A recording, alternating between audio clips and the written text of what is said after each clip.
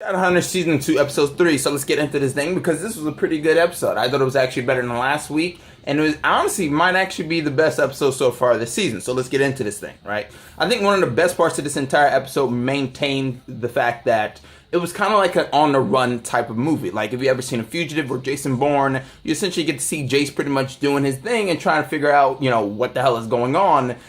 Meanwhile, while a whole bunch of werewolves and everybody else that really wants to kill him and put him on a stake is trying to hunt this guy down. So I really enjoyed that. And I really enjoyed seeing Shadowhunters also take place in different locations. I feel like they branched out a little bit more. We got to see a hospital. What a hospital? Because it seemed like nobody in fucking Shadowhunters goes to a hospital. It seemed like everybody's has rooms and fucking magic things to kind of fix them inside their own bed. That's kind of what Shadowhunters does. Nobody goes to hospitals.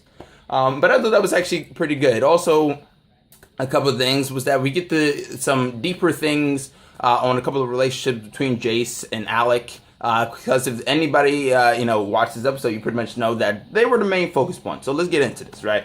Some of the positives just in general was at the very beginning. We get to see a flashback of a very young Jace and a very young Alec. Now, granted, these child actors were pretty horrible. I don't know if anybody else thought it, but Freeform tends to kind of have that. They had it in Beyond, they're having it here, and I thought the child actors did a pretty shitty job with their acting. And they didn't really seem that believable as, Jace and Alec, even though obviously they're supposed to be young, but I thought it was, I enjoyed all the flashbacks. It's just that when they did the second group of flashbacks with the older Jace and older Alec, apparently Alec became, Indian and Izzy became, white, and Jace just looked like some regular dude. I thought the casting on that second half was a little bit off, but I enjoyed all the flashbacks because we got to see more of a deeper relationship between Jace and Alec, just to begin with. Because in the first season, they just kind of said, oh, guess what? They're property, they're friends, and I guess we're supposed to buy it. But here, they kind of show what happened on the way to becoming property. So I thought that was actually quite good, and it gave it more depth, their relationship.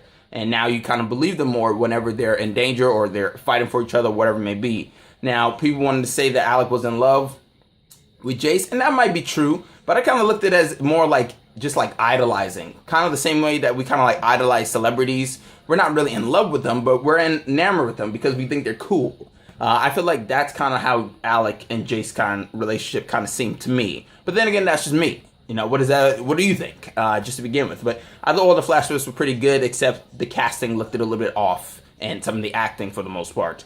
A couple of other things that we really did get to see for the most part is Simon and mom problems. Apparently Simon's mom is pretty much going through the 12-step program again, and apparently she's drinking. Why? Because she needs to see Simon, and she hasn't seen him in a while. Now here's my problem with Shadowhunters. They tend to do this a lot, and I said this last season in reviews. Simon has a fucking family, and it seemed like Shadowhunters just completely kind of ignored that fact for a bit until, it's very convenient for them to kind of talk about it. So apparently now, Simon is pretty much going to his mom because, she's wondering where he's been at. Because let's be real here, I don't know how they're really going to explain that. He eventually gets Clary to kind of help him with the mom. Clary says, just come out of the coffin, which is like coming out of the closet, which is cringy. Very, very cringy. But she said, it's like, this is the same woman that said, forgave you for your shitty rock band and your hypochondria. And I'm just like, you're comparing vampirism to hypochondria and bad band? That doesn't really make that much sense. But eventually, he meets his mom. They kind of make up. But apparently, Raphael's still threatening him, trying to find Camille. And he pretty much kind of, gets invited. Guess who's coming to dinner, folks? Raphael. So that should be a very interesting thing. Now that he's invited, because everybody knows if a vampire's invited, there's a good chance somebody's going to get their ass bit. But let's be real here. I'm pretty sure nobody would have minded biting Simon Mom's neck or anywhere else, because, we got a lot of MILFs on the show. That's just my thought, just begin with. We also got introduced to a new character. I forgot her name, but she's a bartender. I thought she was actually pretty cool. From her opening introduction scene with Jace, I thought that was pretty good. Also, at the very beginning for Jace, when he meets that dead body, that dude bolted like a black guy running from the cops. I don't know if anybody else saw that when, like, the lady would say, hey, what are you doing? He just, like, bolted. This dude was like Usain Bolt, fastest man alive. But back to, like, the bartender, I thought she was cool. I thought her interaction with Jace was pretty good. And I believe that this chick was literally going to just kill Jace. I thought she was actually good. And when they were in the hospital and he was hunting, and she was hunting him down, that transformation shit, that was kind of scary. Hearing them like bone cracks and her body contortions, That was actually quite good, and I actually thought she did a pretty good job. And I don't know about anybody else, but it's something about kind of like curly hair on a chick that's kind of hot. Maybe that's just me, but that's just what I thought, just to begin with. But I really enjoyed kind of like the hunting down thing, because as I said, it felt like a fugitive type of thing. Jace kind of running from it. And also another thing that pretty much happened in this episode, everybody was pretty much trying to chase down, or actually save Alec. Alec was pretty much sleeping during this entire episode, literally. And everybody's trying to save him, Magnus, whatever. And this episode really does show that, everybody kind of really did like Alec for the most part. Everybody kind of like really enjoyed him, and everybody loves him in some sort of way. Magnus gives him the kiss. Izzy's pretty much fighting for him. Jace is pretty much coming back to save him and risking his own life. I thought that was actually quite good. And then it showed that everybody this episode was pretty much about love. Love in either way. Love for Blood, love for Alec, love for Jace, love for Clary, love for moms, love for MILFs everywhere. But I thought that was actually very interesting to see. And Magnus' kiss, I guess people really will probably love that because they love, Malik, just to begin with. Alder Tree pretty much makes a deal with Izzy to pretty much find Jace and before Luke and his team does. And that was pretty much how we kind of end this episode to begin with. Eventually, Jace pretty much escapes for the most part, right? And hold on real quick.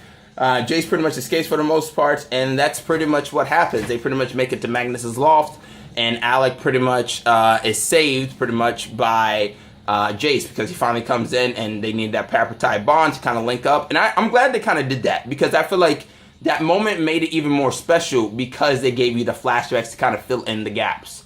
And I think Jace actually did a pretty good job at acting into that, like that emotional scene, especially when he was about to die. Nobody really believed that, but I thought that was actually a pretty good scene.